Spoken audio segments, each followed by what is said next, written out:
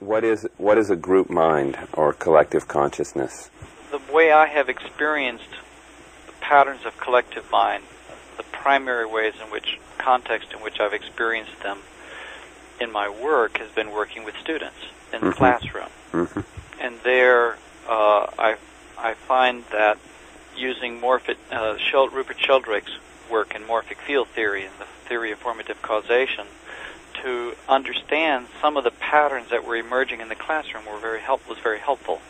So that when a group of students come together, and they come together with a common intention, if you can strengthen that common intention, if you can strengthen it and attend to the quality of engagement which injects our common work with an emotional intensity, not simply a passive intellectual intensity, which you often get in a introductory course at a university, just a passive engagement.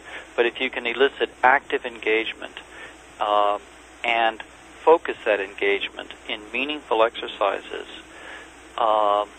in which the students have freedom of choice, and therefore the choices they make freely have greater power than the choices which are pushed upon them. With time and with repetition, meeting not just once or twice, but meeting week after week, month after month, and in some cases, when students take multiple courses with you year after year, there seems to form a certain porosity, a certain transparency, so that students sometimes find themselves showing up in each other's dreams. And synchronistic experiences begin to increase among students in the class.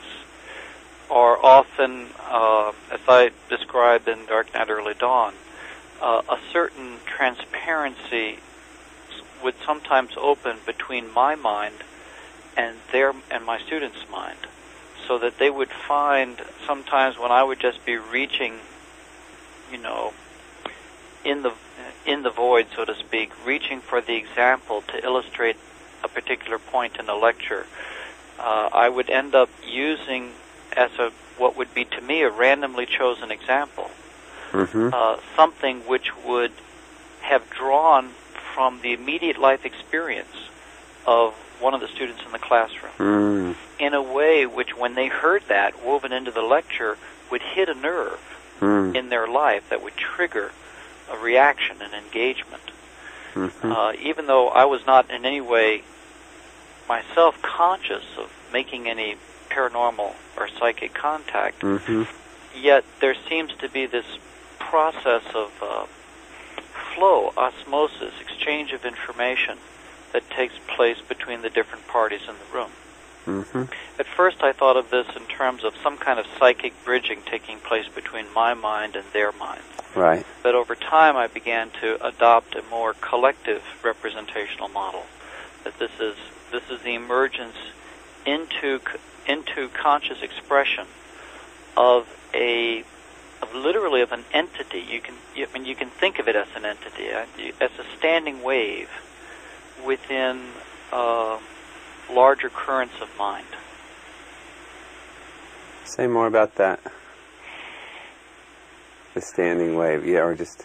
Well, I realize you have to use metaphor to reach for this. I use metaphors sort of drawn out of fluid dynamics and chaos theory and nonlinear mathematics and Jungian psychology and transpersonal theory, just using this assembly of metaphors to express a very simple observation, and that is that mind is an inherent quality of life that characterizes every pattern of life. And if the pattern in the physical world is collective, social, there will be corresponding patterns of mind in the domain of spirit.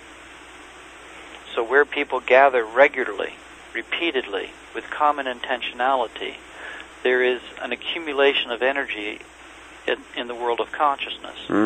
So that I began to understand that classes have minds. Not only do classes have minds, but a course has a mind. And so the course is the cumulative learning effect, in Rupert Sheldrake's terms, of all the learning of all the students who have ever taken this particular course with this particular professor.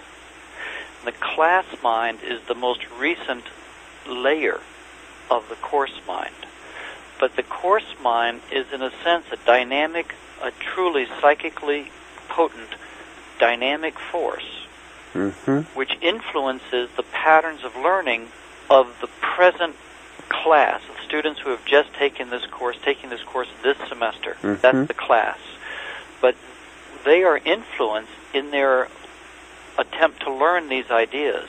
They are influenced from inside, so to speak, by the cumulative effect of all the students who have ever studied this material with this professor, which in my case would be about 25 years of students. Fascinating. Do they enter at a higher level? Is that your experience? Yeah, basically, in some sense? I find that every few years, every so many years, I have to redesign my entire course because the students are starting at a higher level. They kind of get it faster.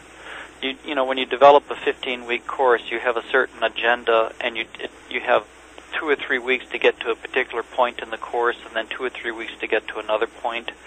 And sometimes you get into class the first week, and the students will signal you that they're already about 3 or 4 weeks ahead in the syllabus, just because they have you don't have to persuade them of certain things that you used to have to persuade students. It's like those ideas are more easily available to them. You can give it to them in shorthand. And then you have to redesign the curriculum on the spot in order to kind of keep up with where they are. Now, there could be several things contributing to this. It could be improved pedagogical delivery. It could be cultural shifts that are taking place in the background. Right. But I think one of the things that's happening is literally the learning which previous students have undertaken literally make it easier for subsequent students to pick up certain concepts, these same concepts. And so they learn it much faster, and you can move through things much more quickly. And that's what morphic field theory would lead us to expect. Right. How about individual mind? You know, would you say individual mind is a misnomer in some sense, that whatever our individual mind is inherently an expression of something collective? Or, you know, because in our culture, there's such a, particularly in America, there's such a strong emphasis on individualism. And I think there's a kind of conviction that, you know, I'm an individual, and people hear a word like group mind or something, and they just, what? You know, it sounds terrifying and like the worst possible thing, because it sounds like the loss of their individuality. But I was trying to think, well, but isn't everybody lost? Isn't everybody in a group mind? And actually some of it's more pathological, you know, and some are more awake, but in some sense culture and, you know, every thought that we think is in some sense conditioned by larger collective events and forces, and you kind of get the general sense. So what does that say about whatever we think our individual mind actually is? Yeah. I think, by the way, you're absolutely right about our cultural paranoia about this group mind thing. And we can see it in the Star Trek series around the Borg. Yeah, right. The concept of the Borg, which is, if there is a group mind, then it has a dehumanizing, a de-individualizing effect. Right. When actually it's just the opposite. That somehow the mystery is that evolution has found a way to evolve not only whole groups, whole species, but has now found a way to evolve individuals within the species. That's how I connect reincarnation to evolution. So that this whole evolutionary thrust, which evolves groups upon groups upon groups, now is evolving individuals within groups. And at the same time, that individuality, while extremely precious and from an evolutionary perspective, extraordinarily important, if you really look carefully at what that individuality is, you find it is an open system which reflects the entire cultural and psychological history of the species that we're talking about. I think that we have for several thousand years been on a journey which has been potentiating individuality.